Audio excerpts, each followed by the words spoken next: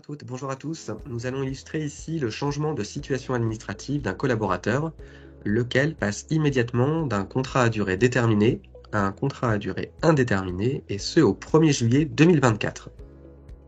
Je vais donc dans un premier temps calculer le bulletin du mois de juin 2024 du collaborateur concerné, qui est Alfred. Je réalise un clic droit sur la bulle du salarié Alfred.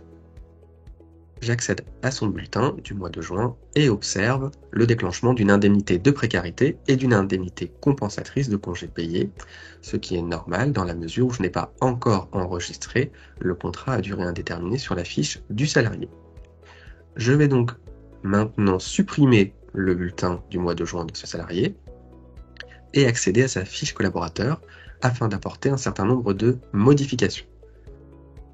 Je double-clique sur la fiche du salarié Alfred et je vais venir donc dans un premier temps supprimer la date de fin d'emploi ainsi que le motif de fin d'emploi et le motif de la rupture. Je sauve en haut à droite la fiche du salarié. J'accède à nouveau à la fiche du salarié et cette fois-ci sur la droite je vais venir ajouter un emploi. Une fenêtre s'affiche proposant différentes options. Par défaut, la coche « Effectuer une modification ou un avenant sur le contrat en cours » est renseignée. Il s'agit bien de l'option que l'on souhaite dans ce cas de figure. Il me reste donc à cliquer à droite sur le bouton « Suivant ». J'indique une date de changement d'emploi au 1er juillet 2024, puis clique sur « Valider ». Un emploi 2 vient de se créer. Je remonte un petit peu au niveau de la fiche du salarié pour vérifier les informations sur mon emploi 1 qui correspond à mon contrat à durée déterminée qui se termine le 30 juin 2024. J'observe un motif de fin d'emploi 902, changement de situation administrative du salarié.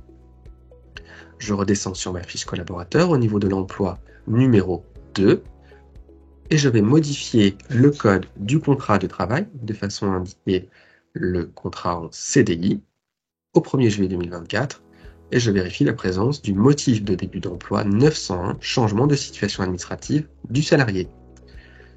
Je sauve en haut à droite la fiche du collaborateur. Je reviens sur l'état d'avancement, j'actualise l'état d'avancement, puis je viens recalculer le bulletin du mois de juin 2024 pour ce salarié.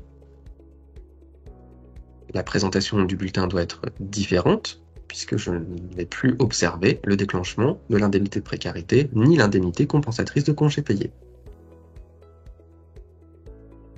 Je reviens sur mon état d'avancement et calcule maintenant le bulletin du mois de juillet 2024 qui correspond au bulletin CDI pour le salarié Alfred. J'obtiens bien donc un bulletin en contrat à durée déterminée, en contrat à durée indéterminée.